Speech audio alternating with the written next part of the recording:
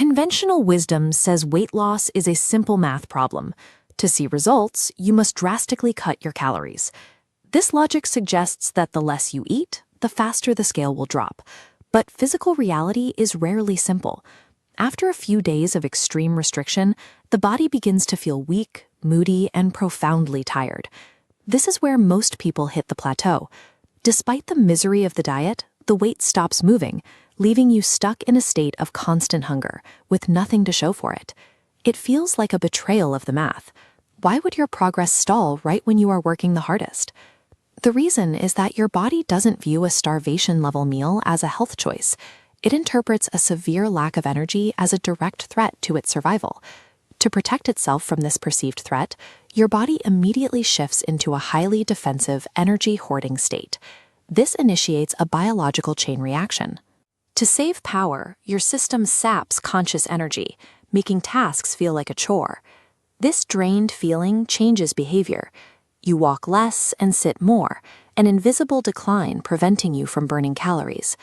This conservation mode is compounded by factors like poor sleep, high stress, and dehydration. When already underfueled, these stressors amplify the running on empty sensation, signaling the brain to further restrict energy expenditure to avoid total exhaustion. Extreme restriction creates a self-defeating loop. The more you starve yourself, the more your body fights to stay stationary, neutralizing the very deficit you are trying to create. This chart represents the weight loss equation, the food you consume on the left and calories burned on the right. When exhausted, your physical output shrinks.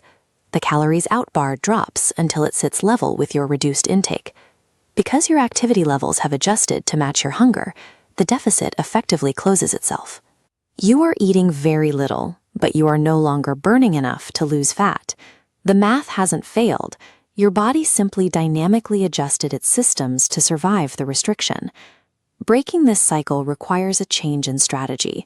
You have to eat enough to fuel your physical activity, rather than depleting yourself until you can no longer move.